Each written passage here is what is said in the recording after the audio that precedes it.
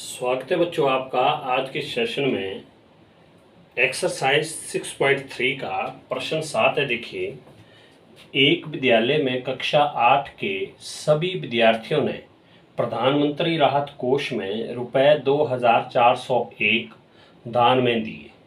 प्रत्येक विद्यार्थी ने उतने ही रुपए दान में दिए जितने कक्षा में विद्यार्थी थे। कक्षा के विद्यार्थियों की संख्या ज्ञात कीजिए।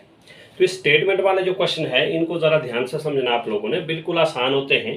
इसमें ही लगभग आधा उत्तर दिया होता है, तो इसलिए ध्यान से देखना। ऐसा नहीं देखना कि भाई स्टेटमेंट बड़ी लंबी है तो प्रश्न पता नहीं कितना मुश्किल होगा, कुछ नहीं, इजी होता है। सबसे पहले तो जो हमारे पास ये देखो, एक विद्यालय में कक्षा 8 के सभी विद्यार्थियों ने प्रधानमंत्री राहत कोष में रुपए 2401 दान में दिए।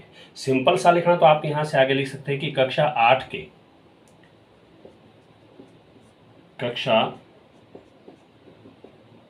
के विद्यार्थियों ने, सभी मैंने नहीं लिखा, विद्यार्थियों ने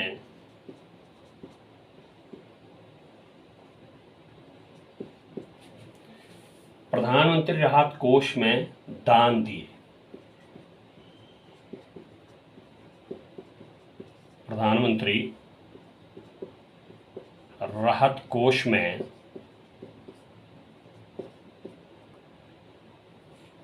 रुपए दान दिए। रुपए दान दिए तो बराबर मैं लिख रहा हूं यहां क्योंकि आगे जगह नहीं है।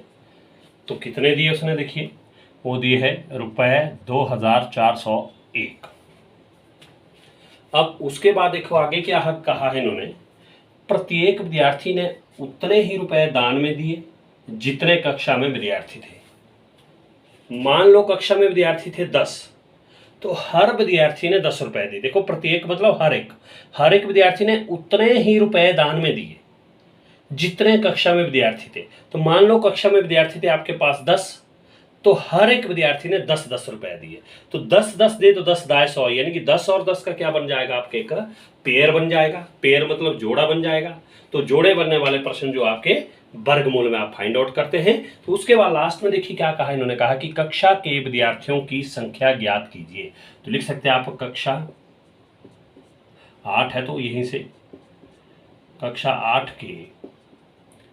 के विद्यार्थियों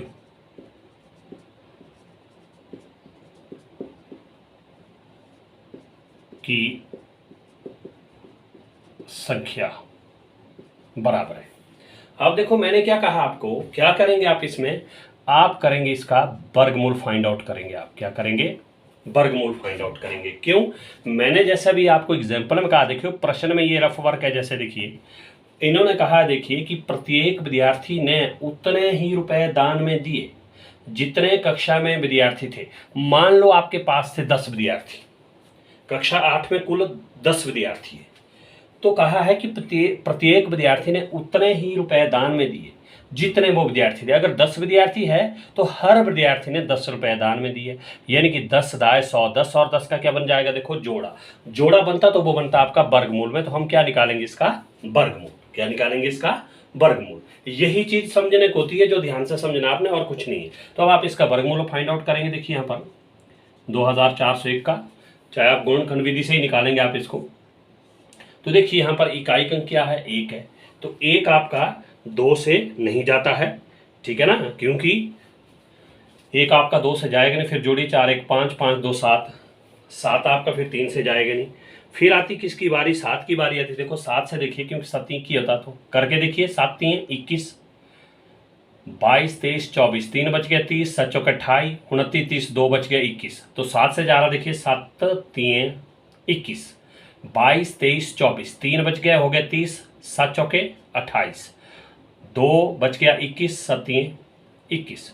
फिर एक बारी 7 से गया, दूसरी बारी जाएगा 7 से, फिर दोबारा देखिए 7 3 21, 7 चौके 28, 7 5 35, 5 से ज़्यादा जा रहा तो इसलिए 7 चौके 28, 29 30 31 32 33 34, 6 बच गया, हो गया देखो 63। तो 7 9 63, 7 9 63। फिर आपका फिर 7 से चलेगा, क्योंकि 7 7 क्या आता है 49, और फिर आएगा देखो 7 एकम 7। तो ये आ गया हमारे पास, देखिए 7 गुणा 7 और इसका स्क्वायर रूट। अब देखो इसका जोड़ा बन जाएगा, एक जोड़ा इसका ये 7 बन गया, 7 आ गए बाहर, इसका जोड़ा बन गया, इसके बदले में भी 7 आ गए बाहर, तो 49 इतने विद्यार्थी थे वो, प्रत्येक विद्यार्थी ने उतने ही दान में दिए जितने की कक्षा में विद्यार्थी थे, यानी कि इतने विद्यार्थी थे, यह आपका आंसर होगा।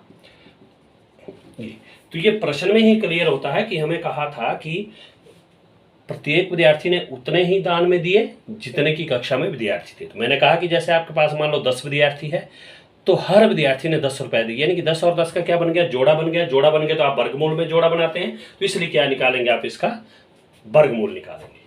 क्लियर।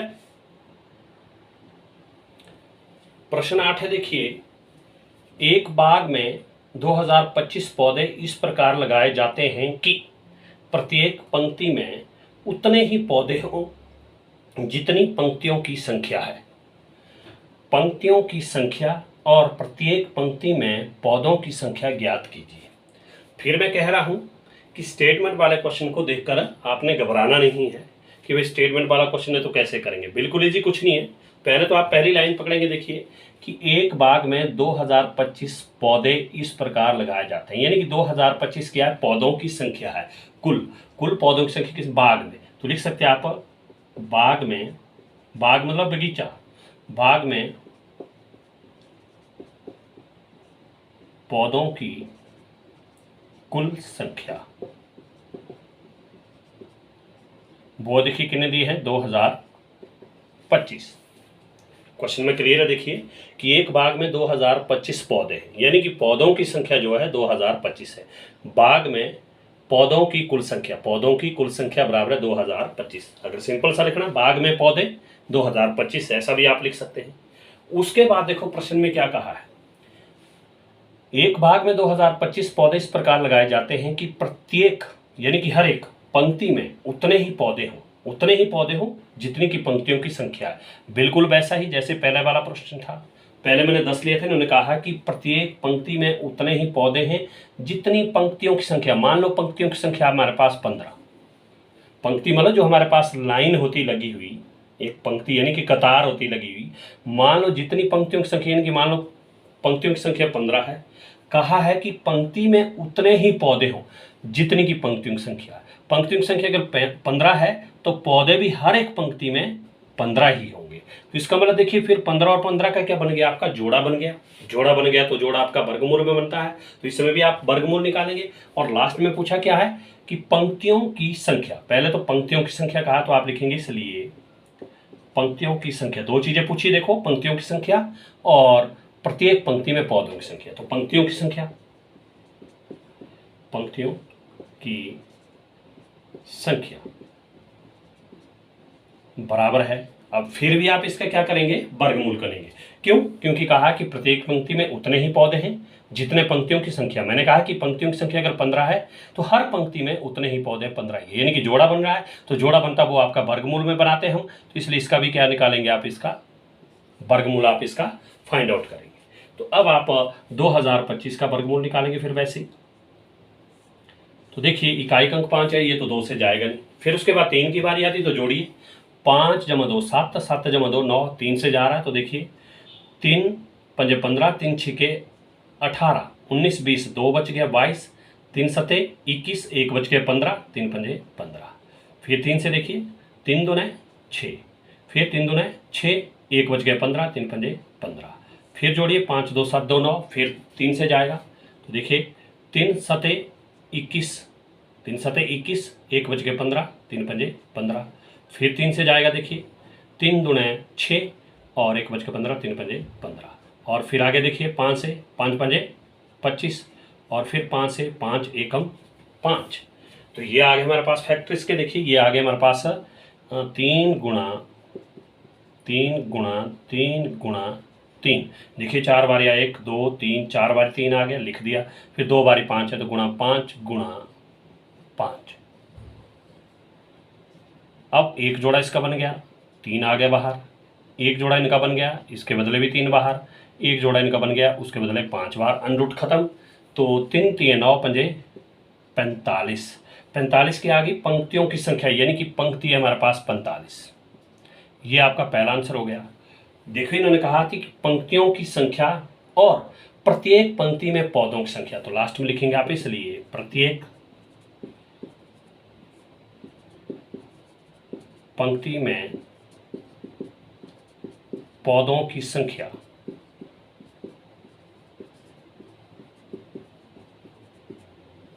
वो भी कितनी होगी, वो भी होगी 45। क्यों?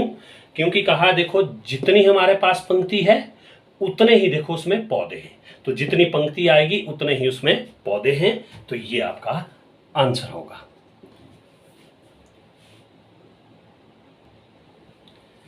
प्रश्न 9 है, देखिए ये मोस्ट इंपॉर्टेंट क्वेश्चन है, पेपर में आ चुका है। वह सबसे छोटी वर्ग संख्या ज्ञात कीजिए जो 4, 9 और 10 प्रत्येक से विभाजित हो जाए। ये कहा हमें, वह सबसे छोटी वर्ग संख्या ज्ञात कीजिए जो 4, 9 और 10 प्रत्येक से विभाजित हो जाए। तो सबसे पहले क्या करेंगे आप, सबसे पहले आप इनका 4, 9 और 10 का क्या निकालेंगे, आप लघुत्तम समापवर्तक निकालेंगे आप सबसे पहले।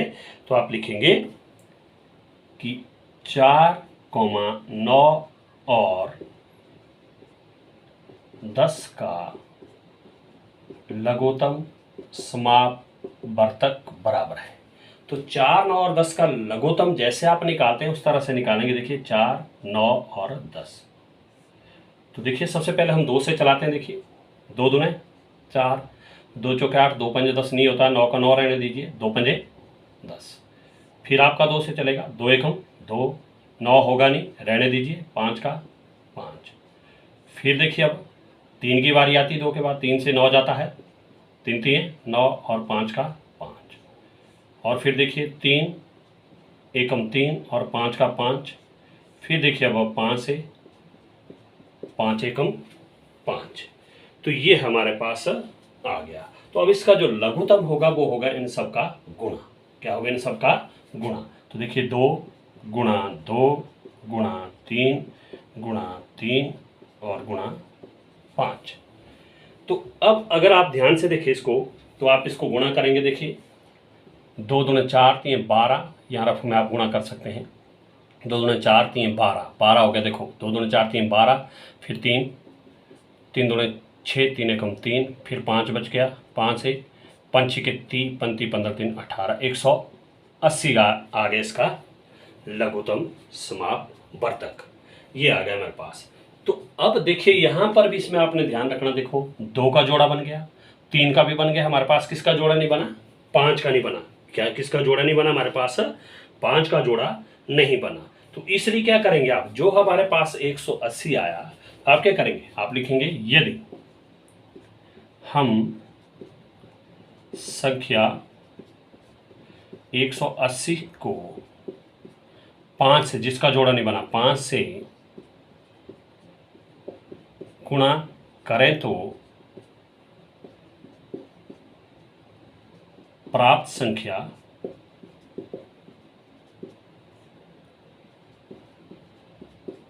पूर्ण वर्ग संख्या बन जाएगी।